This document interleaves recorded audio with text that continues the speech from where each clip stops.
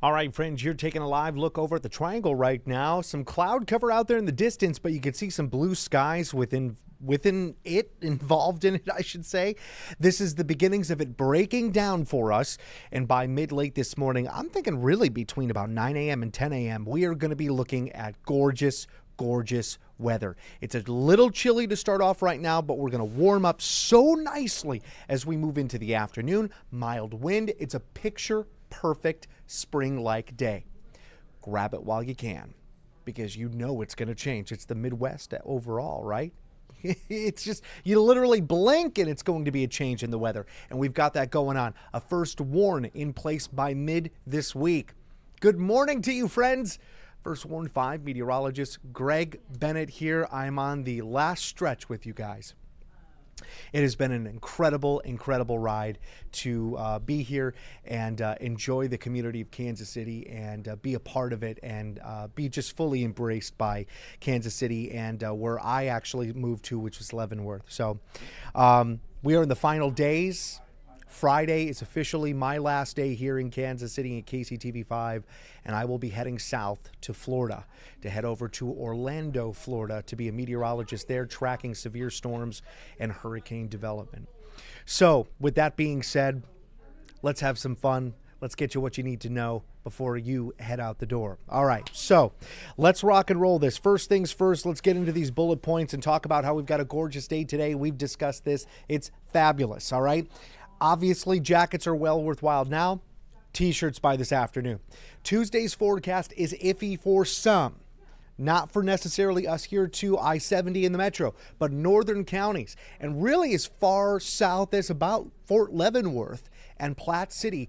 Both of you guys could get into some shower activity by tomorrow afternoon. At least how all the data is really filing out for us right now. But it's really prone towards our northern counties right there up around the Iowa and Nebraska borders. We could see some strong showers and storms develop into the late afternoon and early evening. Then we get involved with our Wednesday and our Thursday, both under first warns. This just means that we've got something that we're watching that could really slow you down. It's going to be a nuisance. It's going to have you changing what you normally do, maybe postponing some outdoor events. That's what we've got going on. So far, severe weather activity is lacking, which is an absolute plus, and I'm hoping that we can keep it that way as we move forward in time, but we can have these things change. I've got very warm air coming in for Tuesday, and that could definitely have an opportunity to transfer over, create a little bit more instability to our atmosphere, and we may have to deal with a severe weather threat. So I'm going to keep my eyeballs on it, but so far, the only severe weather activity we have is Tuesday, and it's minimal. Up towards the north, this is anywhere from Nodway County around Maryville, right on over towards Mercer and Grundy, Harrison counties as well. You guys have a level 1 severe weather risk. This is for damaging wind and hail to develop in these areas. It is most likely, though, if I'm being quite honest with you, going to occur towards central Iowa overall. But I just want you to be aware you are part of it, and I'm not ruling out one of those stronger storm cells dropping south far enough to be within our viewing area. So just a heads up if you got friends and family out there hanging out. I want to show you what it looks like, and it's not much, but easily by about 6 or 7 a.m. we could see the first little beginnings of some light showers. There it is around Holmes County, Nodway County, and Atchison County, Missouri, not Atchison County, Kansas, up there towards the north, right up there around the Nebraska and Iowa borders, right? As we make it towards the late morning, you can see how it broadens out a bit and it starts to make itself known into Donovan County and maybe close to Lancaster and Atchison County. That'll continue on until about mid-afternoon. And remember what I mentioned, maybe even Fort Leavenworth, perhaps Platte City. You guys might see a little bit of light shower activity or heavier cloud content, maybe mid to late afternoon. But much of this rain really wants to stick to the north, all right?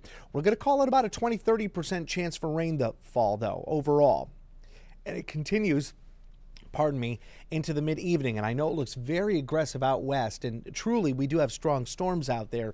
But overall, it seems to kind of quiet down as it tries to track or transition more into our neck of the woods over here around Kansas City, moving forward into our Wednesday early morning.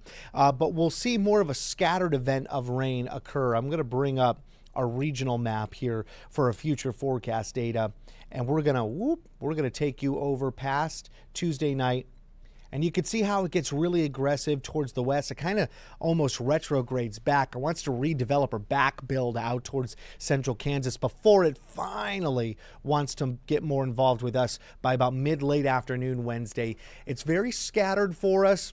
And again, not a severe weather threat anticipated at this time, but it definitely meanders around the city limits itself for sure, maybe around the airport, the northern side of I-70 for the most part. By Thursday, it's going to be all over the place, on and off, scattered showers, even some thunderstorms there. This, if we are going to see a big change or maybe add a severe weather component to the end of our forecast, this might be the day that we're going to see that occur. We're seeing a little bit more instability compared to where we were last night towards this morning with what we're looking at for Thursday's forecast, which is why I'm keeping, and we are all keeping our eyeballs on it here at KCTV5. But yeah, there it is. And then even into Friday morning, scattered showers, a weak thunderstorm or two will remain. So I'm going to call it a 30% chance for wet weather even into our Friday forecast. So it's kind of soggy as we get towards midweek. And finally, by the weekend, we'll see a little bit more of a drier pattern all the way around. You'd think it would affect our pollen, but at least for the forecast that we've got today, most definitely not. Tuesday, we're still looking on the higher side overall, medium high levels. And even Wednesday and Thursday, they're still kind of high. I anticipate as we get towards Tuesday, we're going to see an alteration to Wednesday and Thursday's forecast. It'll probably come down lower for tree pollen because of the wet weather that we're going to be dealing with. All right. So take basically the back end of our pollen forecast with a grain of salt. I think we're going to see some major alterations here as we move forward in time. We should see this drop to maybe medium levels because of the rainfall that we're anticipated to see. By Saturday, it's going to shoot right back up. So yeah, just be aware of that. It's definitely going to happen. Now, is this going to affect our temperatures like it did this past weekend, where we went from 70s and 80s down to the 50s? The good news is no, it will not. Will we see a bump up in temperature? Absolutely. That's totally going to happen for us. But what we're looking to get involved with is upper 70s for Tuesday. And then as we get more cloud cover and rain, we'll drop to low 70s for Wednesday, Thursday. The coolest that we get in our forecast is going to be upper 60s, and I'm calling that for Saturday at 67 degrees. Our average high temperature for this time of year is 67. So we're either at or above average all week long, including the weekend. So there's some good news there. Your morning lows are cool enough to where you don't have to run the AC, which is phenomenal. You're still saving yourself a lot of money on the electric bill right there, but it's not outrageously cold where you might be amping up the heat, and that's where the gas bill is going to go up, or maybe the electric bill if you do have an electric kind of HVAC unit. So that is your forecast. That's what we've got going on right now. I want you to be aware of that wet weather coming through Tuesday, Wednesday, Thursday, and Friday. I'm trying to track signs of something going on for our Sunday forecast there, and it seems to be developing into next Monday. But, you know, we're talking about day 7 and day 8, so that's going to change in the blink of an eye. Literally in the next 3 hours, we're going to get a new update.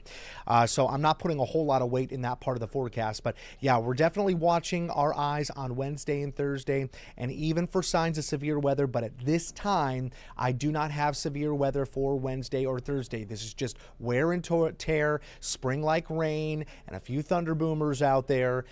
Tuesday, there is a severe weather risk. It is just up to the north around our northern counties, right there on the Iowa and Nebraska border.